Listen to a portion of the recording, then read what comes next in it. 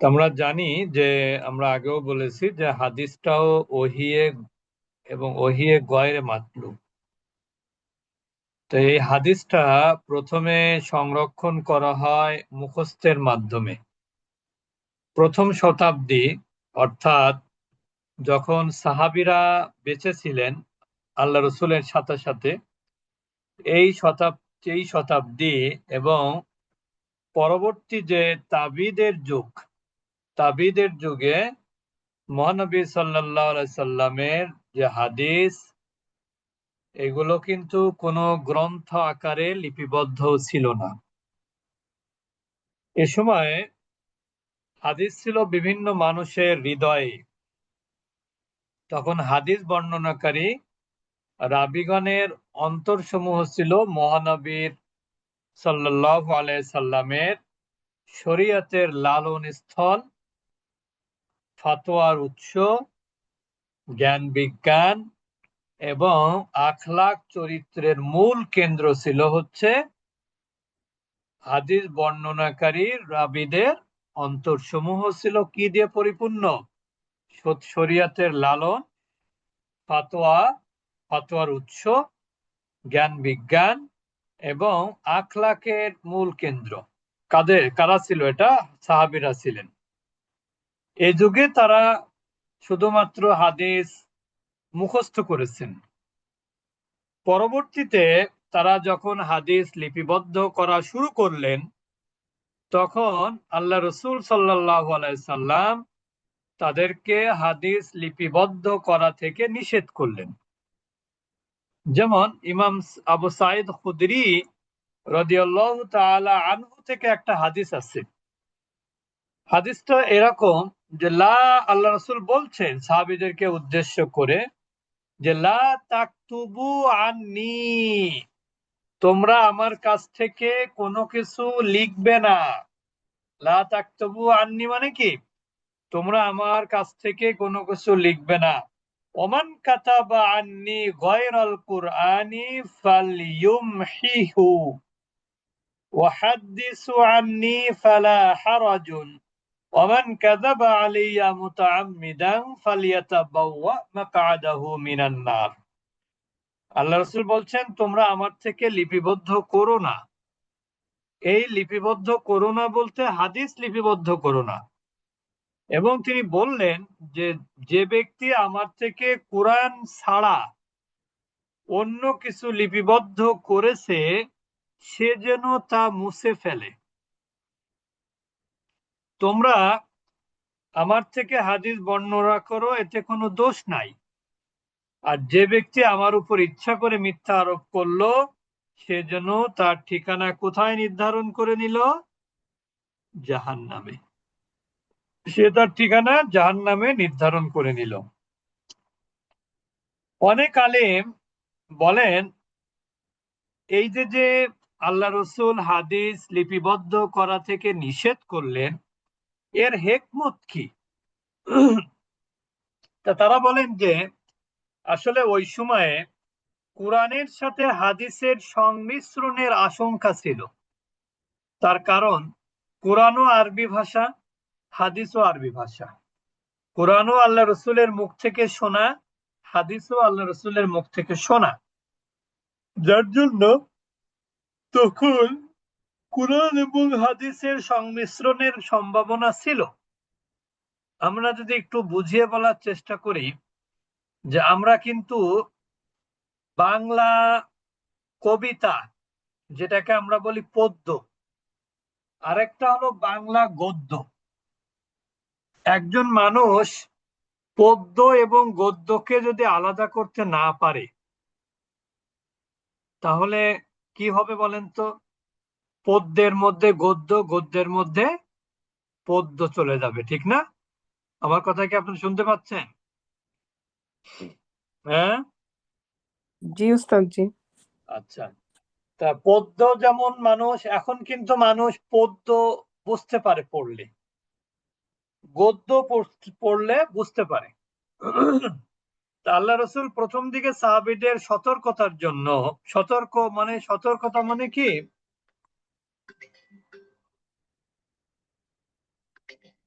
আল্লাহ রসুল কি করেছেন? সাহাবীদেরকে সতর্ক করেছেন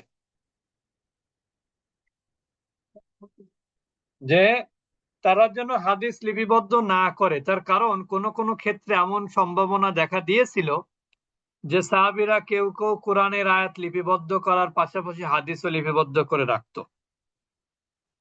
এই কারণে হাদিস লিপিবদ্ধকরণ তখন আল্লাহ রসুল কি করেন?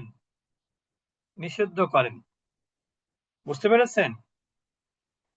আর যখন তারা কোরআনের আয়াত হাদিসকে আলাদা করতে সক্ষম হন সাহাবীরা, তখন আল্লাহ রসুল আর নিষেধ করা থেকে প্রত্যাহার করে নেন, নিষেধাজ্ঞা প্রত্যাহার করে নেন। যেমন রাসূলুল্লাহ সাল্লাল্লাহু আলাইহি সাল্লাম বলেছেন, ইতুনি বিকিতাবিন উকতুব লাকুম কিতাবান লা তাদিল্লু বাদা, যে আমার নিকট তোমরা লেখার সরঞ্জাম নিয়ে আসো, আমি তোমাদের নিকট কিতাব লিপিবদ্ধ করে দিব, তোমরা তারপর কি হবে না? পথভ্রষ্ট হবে না। তার মানে আল্লাহ রসুল সতর্কতার জন্য এমনটি করেছিলেন। অন্য একটা বর্ণনায় আল্লাহ রসুল বলেছেন যে উকতুবু লি আবা শাহ, তোমরা আবু শাহকে আমার ভাষণটা কি করে দাও?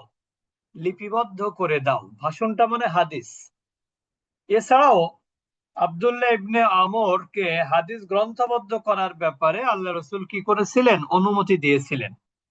নবী করিম সাল্লাল্লাহু আলাইহি সাল্লাম যখন ইন্তেকাল করেন, তখন সাহাবিগণ রাসূলুল্লাহ সাল্লাল্লাহু আলাইহি সাল্লামের যুগে লিপিবদ্ধ যে কোরআন, সে কোরআনকে একটা স্থানে একত্রিত করার জন্য একটা উদ্যোগ গ্রহণ করেন। আপনারা জানেন যে আল্লাহ রসুলের ইন্তেকালের পর ইয়ামামার যুদ্ধে 70 জন সাহাবী যারা হাফেজে কোরআন ছিল, এমন 70 জন সাহাবী কি হয়ে যান? শাহাদাত বরণ করেন। তো এই অবস্থায় আবু বকর তখন খলিফা। আবু বকর রাদিয়াল্লাহু তাআলা আনহু কি করলেন? ওমর রাদিয়াল্লাহু তাআলা আনহুকে ডেকে আনলেন। ওমর রাদিয়াল্লাহু তাআলা আনহু আবু বকরকে বললেন যে একটা কাজ করি, কোরআন আমরা গ্রন্থবদ্ধ করি। তার কারণ যেহেতু হাফেজ মারা যাচ্ছে, হাফেজ ইন্তেকাল করছে, হাফেজ যদি না থাকে তাহলে কোরআন থাকবে কিভাবে? কারণ কোরআন তো তখন ওইভাবে লিপিবদ্ধ করা হয়নি। তখন আবু বকর রাদিয়াল্লাহু তাআলা আনহু ওমর রাদিয়াল্লাহু তাআলা আনহুর কথা কি করলেন না, কতটা গুরুত্ব দিলেন না। তার কারণ উনি একটা কথা বলেছিলেন যে যে কাজ আল্লাহ রসুলের সময় আমরা করতে পারি নাই, করি নাই, সেই কাজ আমরা কেন এখন করব? তার মানে এটাকে কিন্তু দায় এড়ানো না, বরং তিনি মনে করেছেন যে আল্লাহ রসুলের সময় যেহেতু হয়নি, এখন করাটা সঠিক হবে কিনা। পরবর্তীতে ওমর রাদিয়াল্লাহু তাআলা আনহু তাকে বোঝাতে সক্ষম হয়েছিলেন যে আমরা যদি কোরআন কি না করি, লিপিবদ্ধ না করি, পুস্তক আকারে যদি, মুসহাফ আকারে যদি বের না করি, তাহলে তো কোরআন তো আস্তে আস্তে কি হবে? হারিয়ে যাবে। তখন কিন্তু আবু বকর রাদিয়াল্লাহু তাআলা আনহু ওমর রাদিয়াল্লাহু তাআলা আনহু এর পরামর্শ ক্রমে কি করেছিলেন? কোরআন লিপিবদ্ধকরণের যে কপি গুলো ছিল বিভিন্ন জায়গাতে, সেগুলো এক জায়গা করার প্ল্যান করেন। বুঝতে পেরেছেন? এবং তারা একটা মুসাহাফ তৈরি করেন। তারা আল কোরআন যে জমা করা, এই কাজের উপরেই তারা কি করেন? সীমাবদ্ধ থাকেন। তারা হাদিস লিপিবদ্ধকরণ এবং তা একটা স্থানে জমাকরণের ব্যাপারে তারা কি হননি? অগ্রসর হননি। যেমনটি আমরা জানি যে তারা আল কোরআনের ক্ষেত্রে যেটা করেছেন, তারা হাদিসের ক্ষেত্রে সেটা করেননি। কারণ তারা হাদিস প্রচার ও প্রসারের ক্ষেত্রে নিজেদের পরবর্তীতে হাদিস প্রচার এবং প্রসারের ক্ষেত্রে সর্বশক্তি ব্যয় করেছেন সাহাবীরা। রাসূলুল্লাহ সাল্লাল্লাহু আলাইহি সাল্লাম থেকে মানে শ্রবণকৃত যেসব হাদিসের শব্দ তারা শুনেছিলেন, যেভাবে তারা হুবহু হাদিসের বর্ণনাগুলো সেভাবেই দিয়েছেন। আর হুবহু শব্দ যদি কারোর মানে স্মরণে না থাকে, তাহলে তার থেকে হাদিস সাহাবীরা কি করেননি, শুনেননি, শ্রবণ করেননি। তার মানে তারা কতটাই সতর্ক ছিলেন। অর্থাৎ কোন সাহাবীর ক্ষেত্রে যদি এরকম হয় যে তিনি ভুলে গেছেন, তাহলে তিনি তার কাছ থেকে বাকিটুকু আর শোনেননি সাহাবীরা। কারণ হাদিসের দ্বারা উদ্দেশ্য কি? হাদিসের দ্বারা উদ্দেশ্য কিন্তু আমরা আগেও বলেছি, কোরআন তেলাওয়াত করলে প্রতি হরফের বিনিময়ে কি হয়, 10টা করে নেকি হয়। কিন্তু হাদিসের ক্ষেত্রে কিন্তু এরকম কোনো বিধিবিধান নাই। এই জন্য তারা কি করেছে, যে হুবহু কেউ যদি হাদিস বর্ণনা করতে পেরেছে, তার থেকে হাদিস শ্রবণ করেছেন সাহাবীরা। আর কেউ যদি হাদিস ভুলে যাওয়ার কথা স্বীকার করেছে, তাহলে তার থেকে হাদিস তারা কি করেননি, শ্রবণ করেননি, কারণ তার মধ্যে ভুল থাকতে পারে। বুঝতে পেরেছেন? তা এরকম সতর্কতার সাথে তারা হাদিসকে আহ, তারা লিপিবদ্ধ করেছেন বা শুনেছেন। ইবনুল কাইয়ুম তিনি বলেছেন যে তার গ্রন্থে জাদুল মাআদ, একটা গ্রন্থের নাম, সেই গ্রন্থে তিনি বলেছেন যে মক্কা বিজয়ের ঘটনা বর্ণনা প্রসঙ্গে তিনি বলেন যে মহানবীর খুতবা শ্রবণ করার পর আবু শাহ নামক একজন সাহাবী তিনি দাঁড়িয়ে পড়লেন। দাঁড়িয়ে পড়ে বললেন যে উক্তুবুলি, অর্থাৎ রসুল যেটা বললেন এটা তোমরা আমাকে একটু কি করো, লিখে দাও, তোমরা আমাকে লিখে দাও। তখন নবী করিম সাল্লাল্লাহু আলাইহি সাল্লাম কি বললেন, যে উক্তুবু লি আবি শাহ, অর্থাৎ আবু শাহার জন্য আমার বক্তব্য তোমরা কি করো, আবু শাহার জন্য লিখে দাও। তার মানে এই কথার দ্বারা যেটা বোঝা যায় সেটা হলো যে পরবর্তী যুগে আল্লাহ রসুল হাদিস লিপিবদ্ধকরণের ব্যাপারে উৎসাহিত করেছেন। কখন?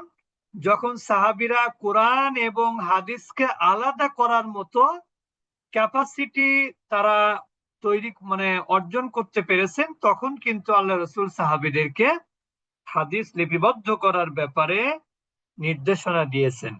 এটাই বোঝা যায় আর কি। সবাই কি আমার কথা বুঝতেছেন তো? যেমন বোঝা যাচ্ছে। জি উস্তাদ জি। হ্যাঁ, আবার কিছু কিছু কিছু কিছু সময় আল্লাহ রসুল হাদিস লিপিবদ্ধ করার ব্যাপারে নিষেধও করেছেন। কোন কোন ক্ষেত্রে? যে সমস্ত হাদিস কি হয়ে গেছে, মানসুখ হয়ে গেছে, রহিত হয়ে গেছে, এবং যে ব্যাপারে দলিলও প্রতিষ্ঠিত হয়েছে, সে সকল হাদিস বর্ণনা করা থেকে নিষেধ করেছেন।